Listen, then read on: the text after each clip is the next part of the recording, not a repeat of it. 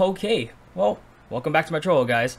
I know this video is a little bit late, but I finally had a chance to really sit down and record it from my busy schedule of doing nothing. But we're going to be talking about this year's EDC. This was probably the biggest EDC I've ever been to. According to the Las Vegas police, there were about 166,000 people in attendance every night. It was a giant in comparison to last year's makeshift one in October. Yeah, October. It was a good time. I had fun, but obviously with this many people, there were a couple bumps down this rabbit hole. There were gonna be some problems, so let's get into it. And if you like my ramblings for this video and whatnot, make sure you like and subscribe. But anyways, so yeah, a quick rundown about what happened at this year's EDC. They added a new stage called Bionic Jungle. It had a bunch of house music there. Lee Floss, Felix the House Cat, those DJs played. There was a bunch of NFT stuff. It's not really my forte, but if you do like NFTs, it was there for you. I'm still a little salty from the crypto drop this year, but that's besides the point. Grimes, who had a DJ set there, and Snoop Dogg didn't play there, but he was a special guest of Jaws. They debuted their new NFT projects. A Bored Ape even appeared during one of the drone shows. Traffic this year wasn't bad. The Las Vegas police diverted the traffic around the speedway, so it made leaving the parking lot much easier than previous years, but traffic was still horrible on the freeway. It generally took us about an hour to get back to our hotel each night, so guess I can't complain too much. Brave Drip was on point this year. Everybody had a bunch of colorful tanks, furry boots.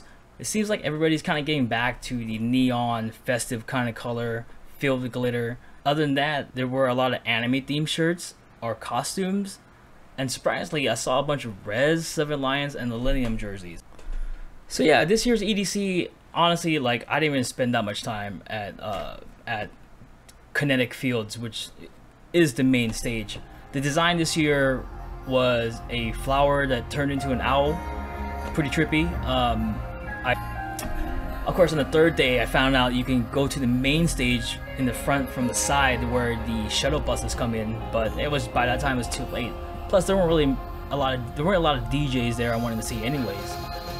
It just felt overwhelming because people were just trying to come in and out, and everyone's all holding hands, running trains, and it just made the experience just not fun. So I chose to not be in that area. The majority of EDC I probably spent bouncing around from Circuit Grounds, Quantum Valley, and Neon Garden. Those were mainly where the DJs that I wanted to see were playing. Especially on Friday night, dude. Friday night's lineup on Circuit Grounds was fire. The night started off with Tinglicker, who opened up his set with Need to Feel Love, and then after that was Norm Pure. Man, her set took me by surprise. It was so dark, there was heavy percussions. It was not what I was expecting. I was expecting something more uplifting along the lines of her hit Tears in Your Eyes, but instead it was just hard, distorted plucks just coming at you. I remember turning to my friend Lance and asking him, I was like, dude, who hurt her? Who hurt you, girl? Whatever the reason was, I'm glad, because it was an awesome experience seeing her explore this different realm where I've never seen her play it like that before. You know, if it wasn't for Eric Prydz, who came on next, I would have said that she had the best set at Circuit Grounds that night. But you know, I'm a little biased, so Eric Prydz, hands down, was probably my favorite set on Friday. And if you weren't there during his set, let me tell you, it was an experience. When he played, it was probably the windiest part of Friday night. Trash was flying everywhere, bottles were hitting people, and then bottles were hitting me in the shins, and people were scrambling for cover from the wind. Actually, they shut down the main stage for a little bit because of the wind. I think Seven Lions was playing, but but I wasn't there.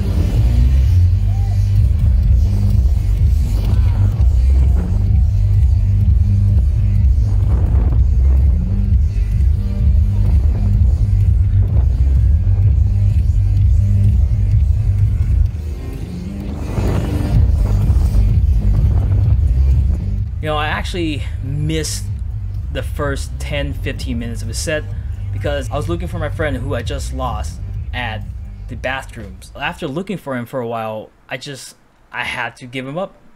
I had to surrender him to the electric sky because Eric Prydz was about to go on. So if you're hearing this, I looked for you. I tried, but I'm sorry. One of my friends who's never seen Prydz before turned to me and said it was such an immersive experience because of the high winds and the giant LED screens flashing lightning and clouds. It just made it feel so real. For 75 minutes, he felt like he was in the visuals. If you have never seen a Prydz show, you know that his visuals are top notch. Outside of Circuit Grounds was Quantum Valley. I miss Ilion's set because it was the same time as Prydz, but I did catch some of the other ones like Matt Zoe.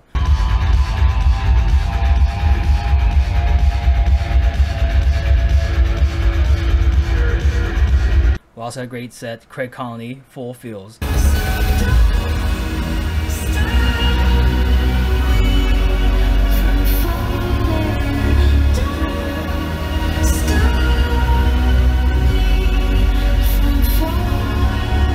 But my favorite set from Quantum Valley is probably Marlowe. Marlowe always brings the party. I was surprised when he played Charlie Sparks' song Takai. If you haven't heard it, it's a hard techno song. My favorite part of his set though was probably when Trido and Lainey came on stage and they did their remix of Avicii's Wake Me Up. This is a tribute. My good friend Trido, Lainey and myself did for Avicii.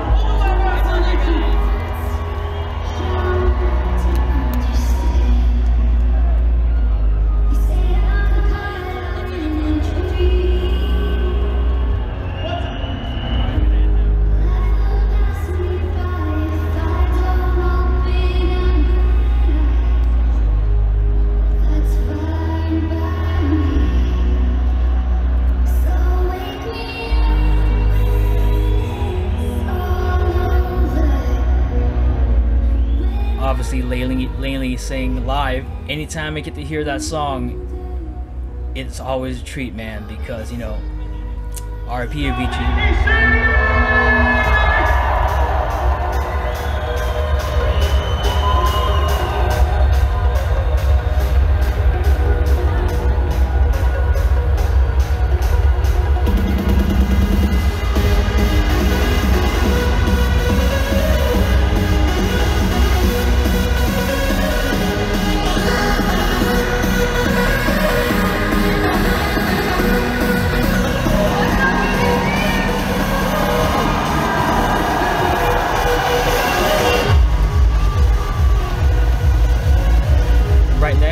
Quantum Valley was Neon Gardens. If you don't know what Neon Gardens is, it's the techno stage.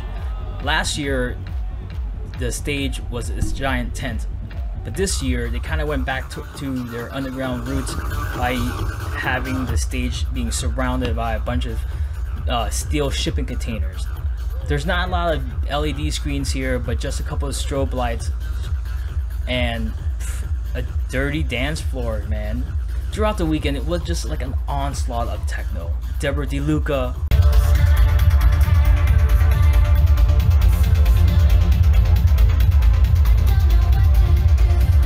and Pista Latiago.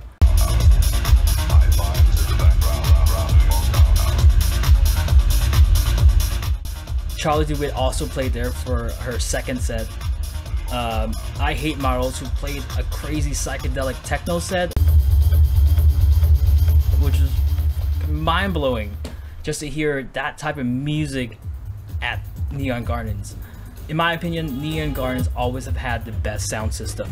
This year, I felt like the steel containers surrounding the stage, or surrounding the dance floor, feel more vibrant.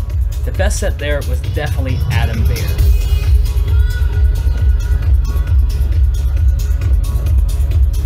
Despite the smell of sewage coming from the porta potties, mixed with smoke from cigarettes and weed, I stayed there and danced for 3 hours. It was sick. It definitely made up for missing him at ARC last year. This year's EDC probably had the most diverse DJs I've seen on a lineup in a long time. You know, it could have used a bit more trance, but that's my opinion, whatever. Music aside, there are a few bad things about this year's EDC. The main thing I didn't like about this year's EDC was the bathroom situation. The bathrooms by Bass Pod and Neon Gardens were probably the worst on Friday. I just felt like nobody knew where they were going.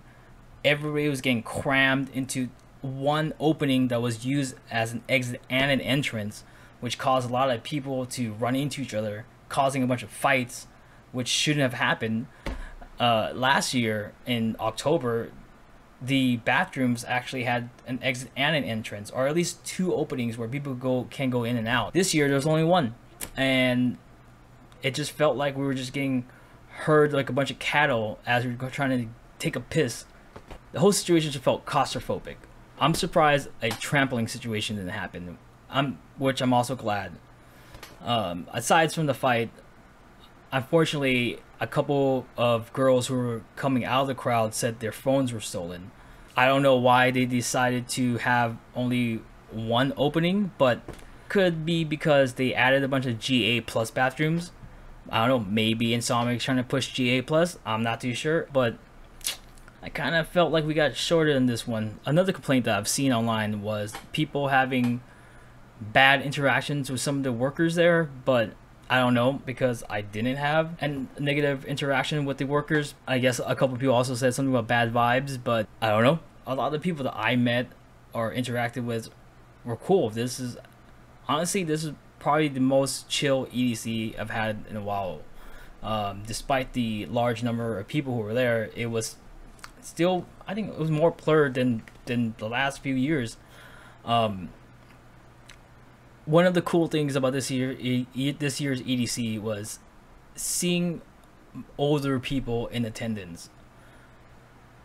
A lot of people went their own, and a couple people even brought their parents. My buddy Josh actually brought his parents there. It was their first EDC together. I think it's his 7th. He said he wanted to bring them there because he wanted to show them something new. He told me how his dad actually has introduced him to a bunch of different art and different culture, so now it was his turn to return the favor and show him a new experience. Quote, "Now my dad has a crew for next year and already has his VIP tickets secured. Laugh out loud." End quote. Quote, "They wanted to stop everywhere and take pictures. It felt kind of like I was parenting small children because if we got separated, I couldn't just text them to find them," he said. End quote. All in all, they had a great time. I'm glad to see people sharing their experiences with their family. You know, I actually had a lot of fun this year at this year's EDC. My group was a lot smaller than what it used to be, but it was still a good time, you know. I made some new friends, and the friends who did go with me to this year's EDC, I just felt like our bond got even stronger. Reading everyone's posts online made me realize that the main thing EDC can give you is connection. You know, I believe that EDC can create these magical moments of love and joy through music and adventure through this neon wonderland. If you really open yourself up and try to enjoy the moment while shedding all the negativity that surrounds you or make your experience detrimental, if you shed that, then I feel like you'll find a community that's willing to help you make your time under the electric sky better.